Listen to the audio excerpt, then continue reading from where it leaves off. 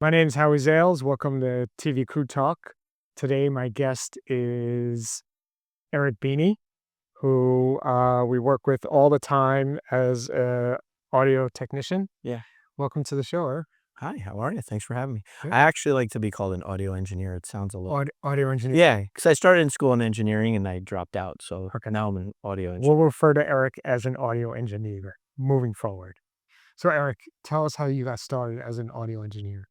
Well, it started obviously like I was a PA, but Production assistant. yeah, production assistant for the National Hockey League, which was like I just applied and I wanted to work there. I was like, oh, let me apply and see what happens, and I got it, this PA job, and I did that for like a year and a half, and they let you get your hands on all the equipment, like shooting and, some of the audio stuff. This is, 25 years ago. Now I don't know how it works, but, and that's what I did for like a year and a half. And then I started shooting and doing my own sound for little projects. And then people kind of talked me into like, maybe you should do sound. You could work for all these people. And it's kind of like not as much pressure to get the job, but, people get the job, like the DPs and photographer, whatever. And then they call you and you come in and do the sound. So that's basically how I got started. So you work on some pretty high-end shoots, right? You've worked on some movies, Yeah. you work on, some Netflix productions. Yeah.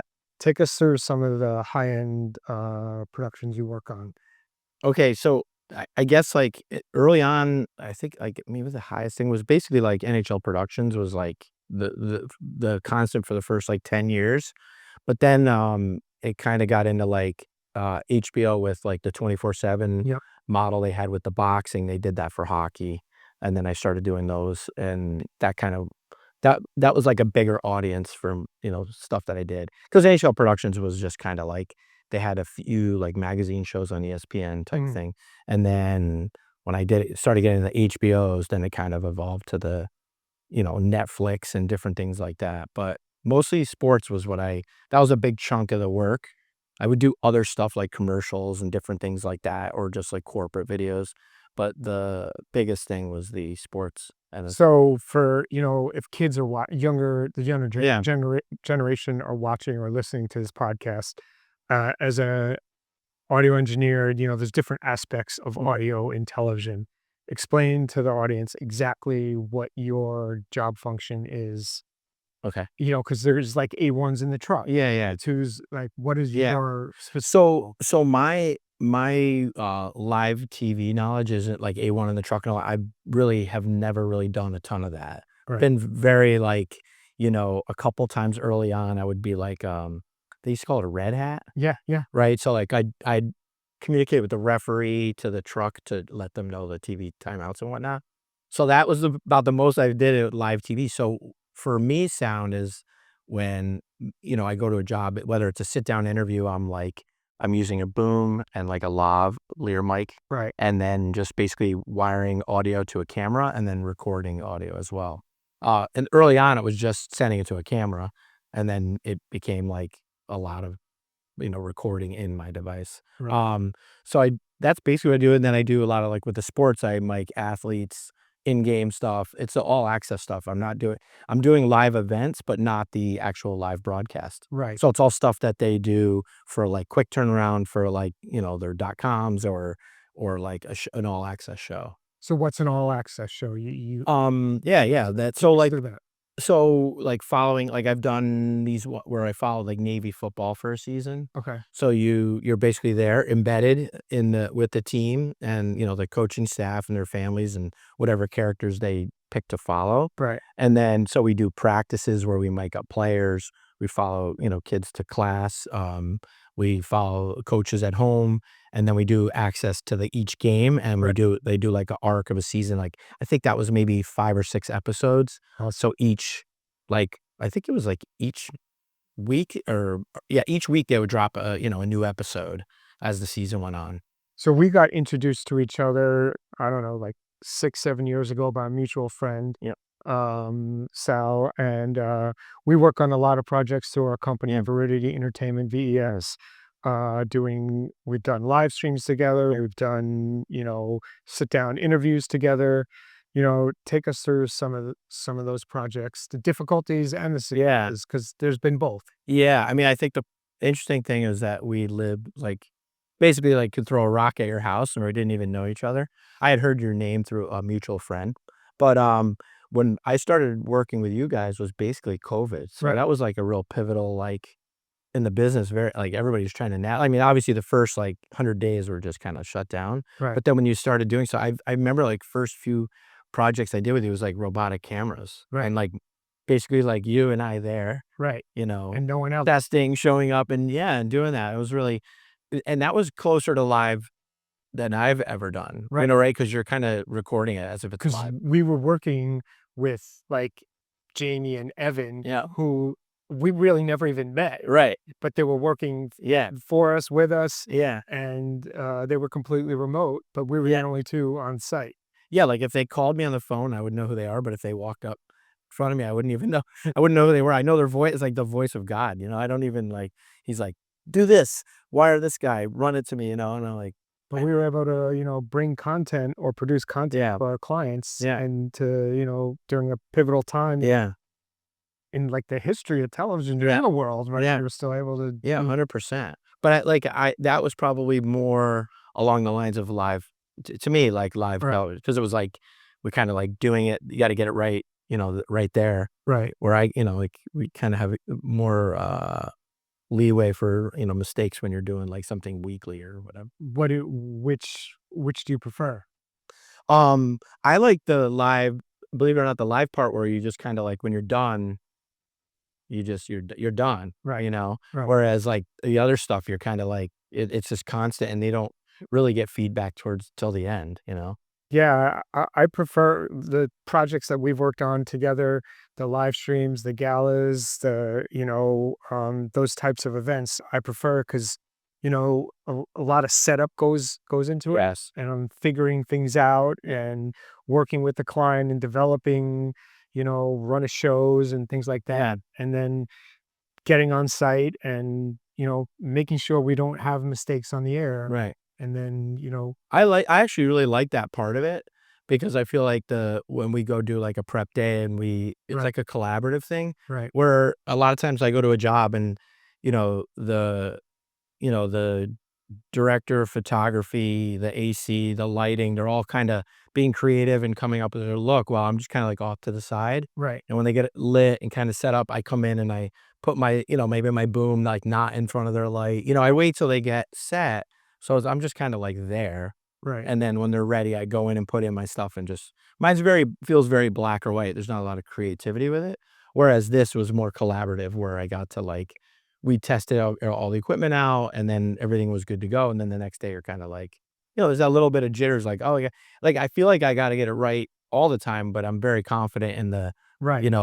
that what I do, every day, and then when this came along, it's like, "Oh, wait," "this is And our one shot at it," one of the things that, what I think sets our company and our productions aside is that we, plot and plan and, set up and get there the day before and um, fax things out, make sure everything works. So when it comes time for the day of the production, everything works. Yeah. And we kind of, you know, run through the possible Yes. situations or Yeah. problems that could arise, and Exactly. we know how to fix them.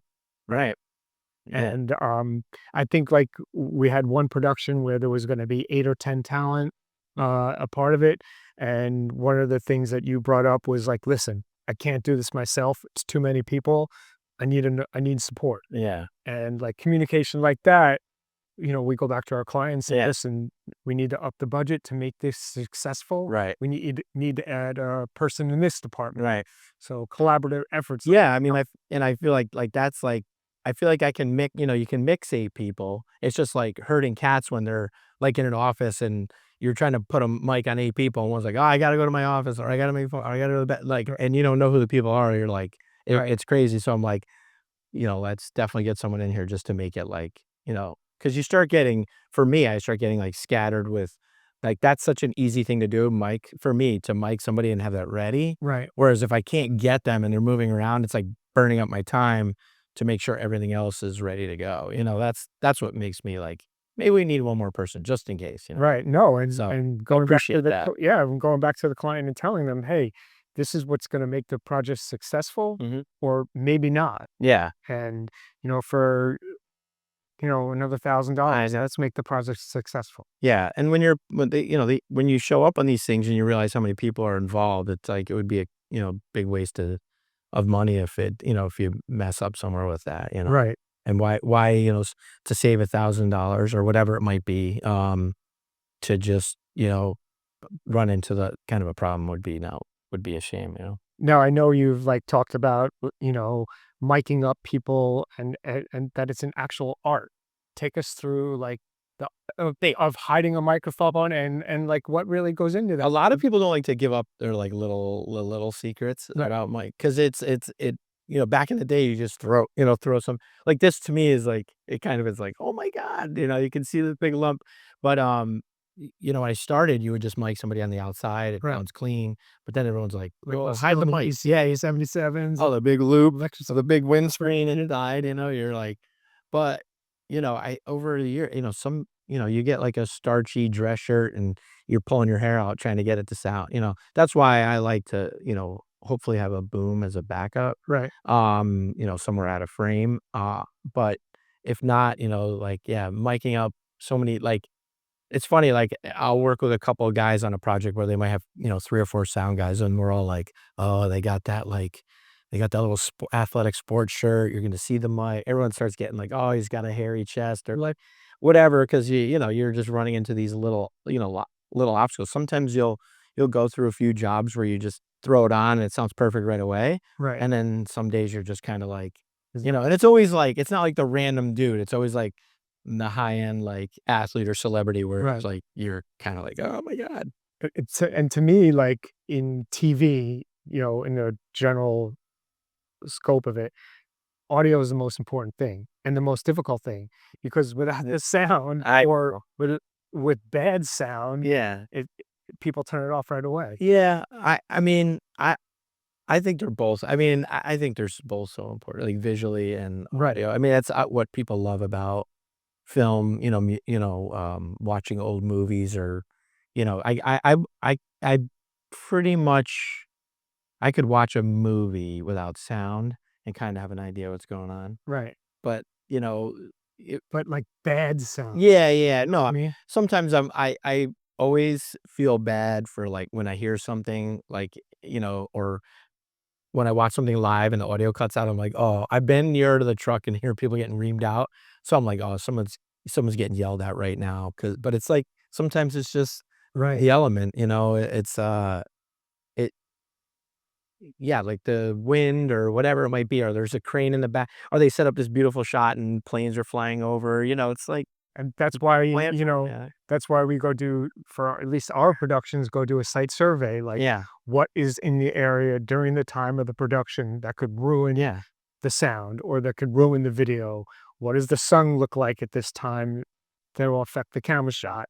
Are there planes flying overhead, right? That will ruin the I remember doing a or the RF, right? Yeah, oh, that's a whole other thing, but I remember doing a shoot in, like, New York City, like, this company from Edmonton came in and they got my name somewhere.